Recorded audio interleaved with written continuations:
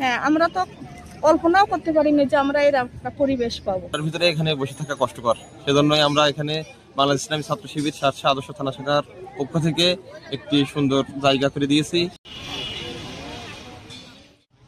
দর্শক, আমরা দেখছি যে বাংলাদেশ ইসলামী ছাত্র শিবির শার্শা থানা শাখার উদ্যোগে অভিভাবক যারা জেএসসি বৃত্তি পরীক্ষা দিতে এসেছেন তাদের অভিভাবকদের জন্য হেল্প ডেস্ক তৈরি করেছেন। এই প্রচণ্ড ঠান্ডার মাঝে যে বসার জায়গাটা তৈরি করেছেন তা আমরা অভিভাবকদের মুখ থেকেই শুনবো। এই যে আয়োজনটা আপনাদের জন্য করেছে বাংলাদেশ ইসলামী ছাত্র শিবির, এই সম্পর্কে যদি কিছু বলতেন। অনেক ভালো লাগছে, শিবিরের যে আয়োজনটা আপনাদের কেমন লাগছে? খুব সুন্দর হয়েছে আয়োজনটা, খুব ভালো লাগছে আমাদের।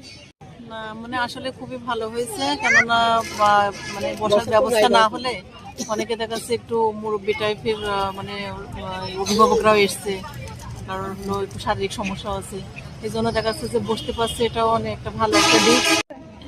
হ্যাঁ, আমরা তো কল্পনাও করতে পারিনি যে আমরা এরকম একটা পরিবেশ পাবো। প্রত্যেকে যে পরিবেশে আছে খুব শান্তি বা সবার মন মুগ্ধ হয়ে গেছে। হ্যাঁ, তারপরে এর ভিতরে আপনারা কিন্তু নাস্তারও আয়োজন করেছেন। এই যে মানুষ যতটুকু নাস্তা খেয়ে জানে যে শান্তিটা পেয়েছে, তার জন্যই শিবিরদের অনেক অনেক মানে কি বলবো, ওদেরকে অনেক ধন্যবাদ। হ্যাঁ, পরিবেশটা দেখতে পাচ্ছেন, আজকে ক্লাস 8-এর বৃত্তি পরীক্ষা অনুষ্ঠিত হচ্ছে শার্শা সরকারি পাইলট মাধ্যমিক বিদ্যালয়ে।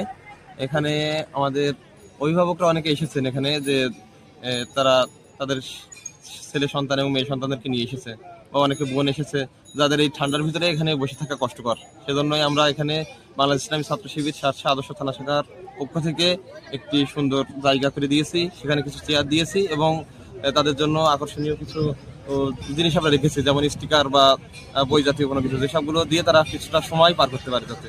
এবং পরীক্ষার সময়টা যেহেতু 3 ঘন্টার মতো হবে, যার কারণে এই সময়টা যাতে তারা ভালোভাবে পার করতে পারে বা একাকিত্ব বোধ না হয়, সেজন্যই আমরা এই আয়োজনটা করেছি। ধন্যবাদ।